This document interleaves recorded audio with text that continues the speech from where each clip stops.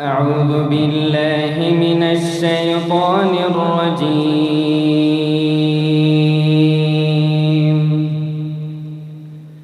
بسم الله الرحمن الرحيم.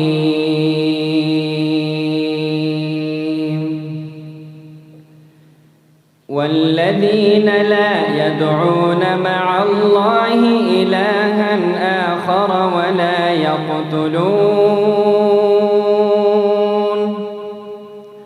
ولا يقتلون النفس التي حرم الله إلا بالحق ولا يزنون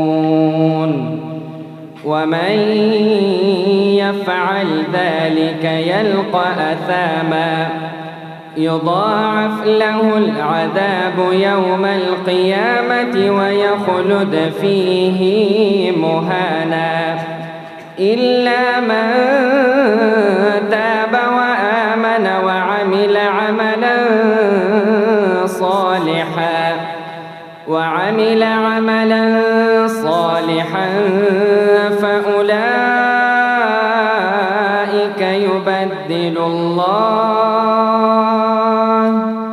فأولئك يبدل الله سيئاتهم حسنات وكان الله غفورا رحيما.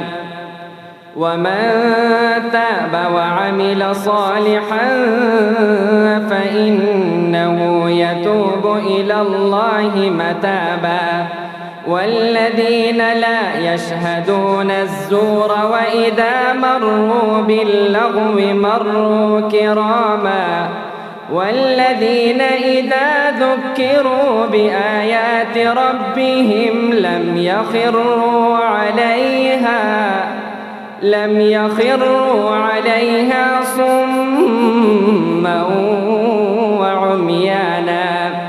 والذين يقولون ربنا هب لنا من أزواجنا وذرياتنا قرة أعين